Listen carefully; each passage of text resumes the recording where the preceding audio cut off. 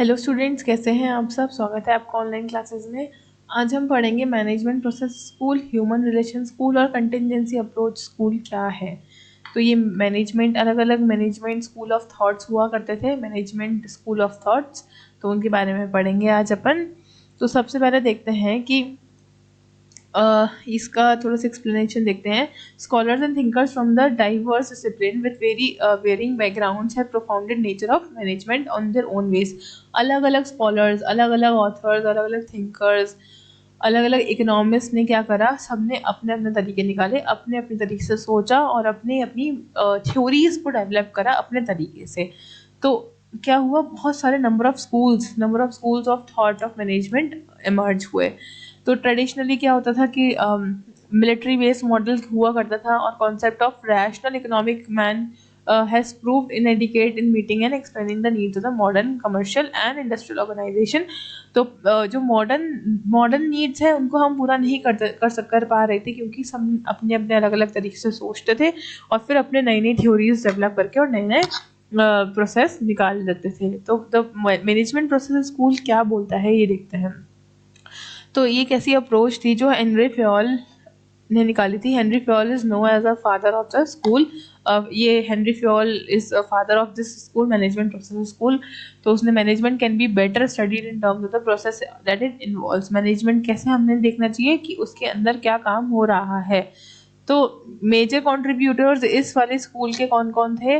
पहला Henry Fayol, जिसको father of school बोला गया। फिर जेडी मॉनी, ए सी रेले, लेंडेल, ऑरविक, हेरोल्ड, और ये न्यूमैन वगैरह, ये काफ़ी फेमस है, विलियम न्यूमैन और समर्स एंड मैकफार्लैंड। ये सारे के सारे जितने भी नाम हैं, ये सारे कंट्रीब्यूटर्स थे इस स्कूल ऑफ थॉट के particularly.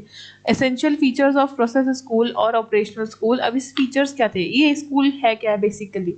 Management is a process, ये बताता था कि मैनेजमेंट एक प्रोसेस है कि आप कैसे काम को पूरे ऑर्गेनाइज्ड वे में आप कंडक्ट करते हैं, उसका एक प्रोसीजर है मैनेजमेंट।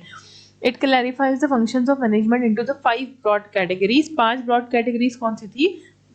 POSDC, सबको पता होगा, planning, organising, staffing, directing and controlling.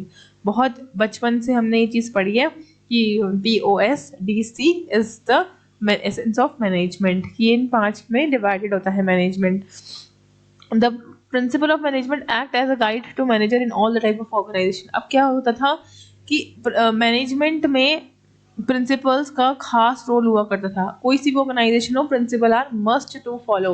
तो delegating clear line of authority both ways, delegate करना and then accountable to more than one superior at a time. Responsibility always correspond to authority. आपकी हमेशा responsibility रहती थी authorities को। आप एक individual हो जो आप परफॉर्म करोगे, आप कंपनी के उद्धार के लिए काम करोगे, आप अपना पूरा अथॉरिटी दोगे कंपनी को। फिर इसमें बोल रहा है कि हर मेरा खुद का मोटिव और कंपनी का मोटिव अलग अलग नहीं होना चाहिए। मेरे को कंपनी के मोटिव के अकॉर्डिंग ही अपना मोटिव रखना चाहिए। मेरा मोटिव ये नहीं होना चाहिए कि मैं कितना कमा रही हूँ, बल्कि ऑर्गेनाइजेशनल गोल्स को कंप्लीट करने का मेरा ऑब्जेक्टिव होना चाहिए।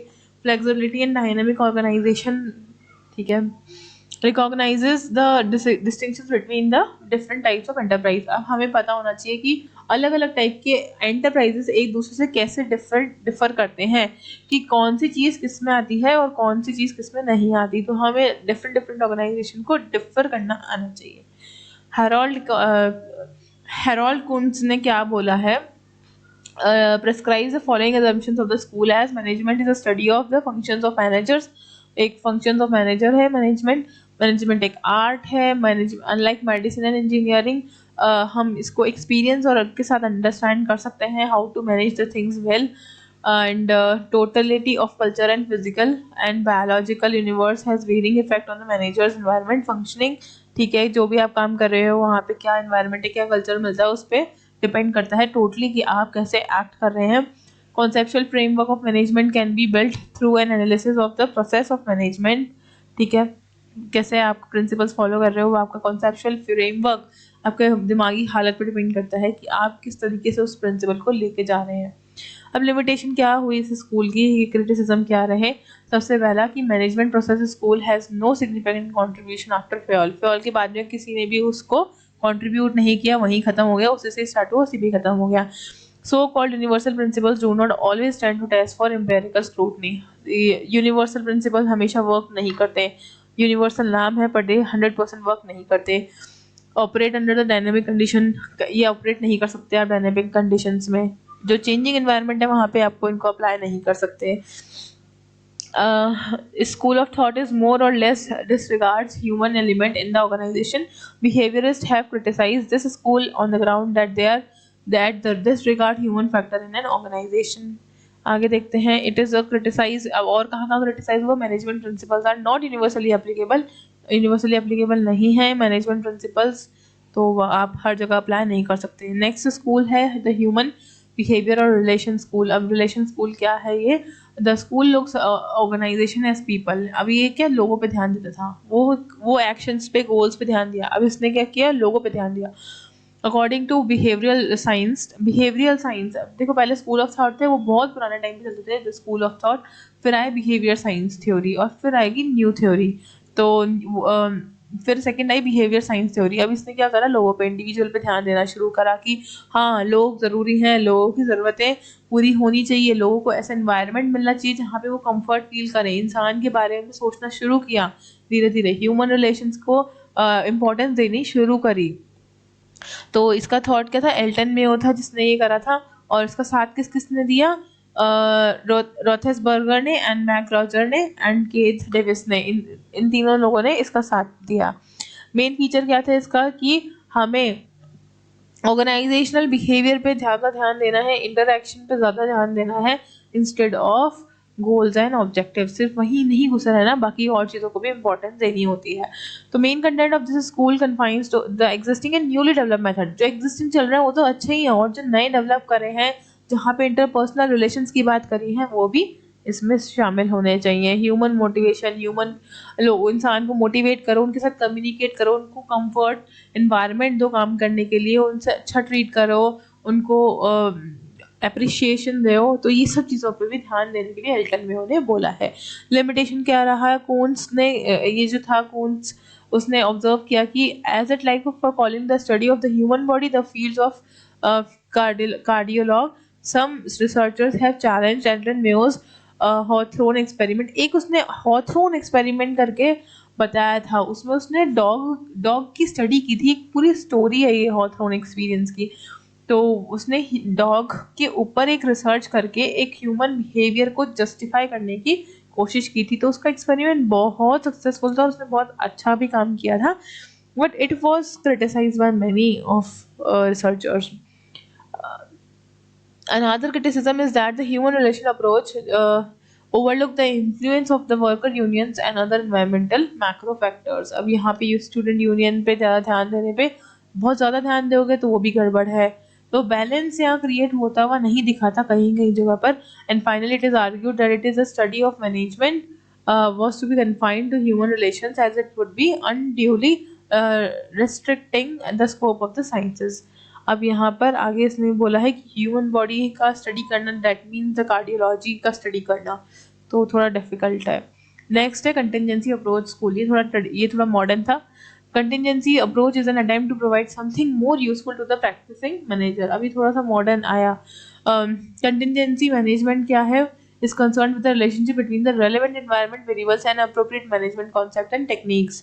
आप गोल अचीव करने के लिए आप जो टूल्स एंड टेक्निक्स और ह्यूमन रिलेशन के बीच में बैलेंस क्रिएट करते हैं उसको बोलते हैं कंटिजेंसी अप्रोच. अब इसमें ए पार्ट है, देखो इसमें क्या क्या बेनिफिट्स हैं. Supports the particular design for managerial decision making and ensure the searching through many variables that are important in selecting a decision. अभी इम्पॉर्टेंट है, कोई भी डिसीजन लेने के लिए बहुत इंपॉर्टेंट है कि आप इसको डीपली समझें. Contingency approach all the empirically based, ये कोई थोड़ी सी एम्पेरिकली बेस्ड है, पुरानी चीज़ों को उसने देखा है, but it incorporates personal opinion about the situation.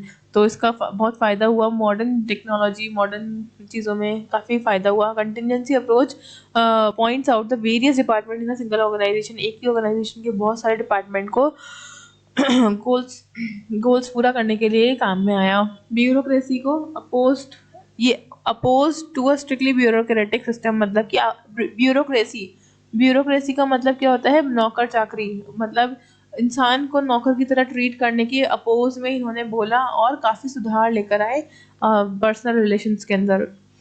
आगे देखते हैं इसमें कुछ ज़्यादा यूनिवर्सिटी के बारे में। The essence of contingency approach is that for the optimum effectiveness of the organisation different environments require different organisational relationship.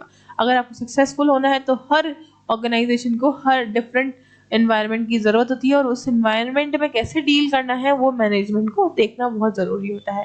तो जितने भी मैनेजमेंट इश्यूज हैं, मैनेजमेंट के जितने भी ह्यूमन वैल्यूज़ है, socio psychological organisational economic problems हैं, इन सबको स्टडी करने का काम भी इसने किया।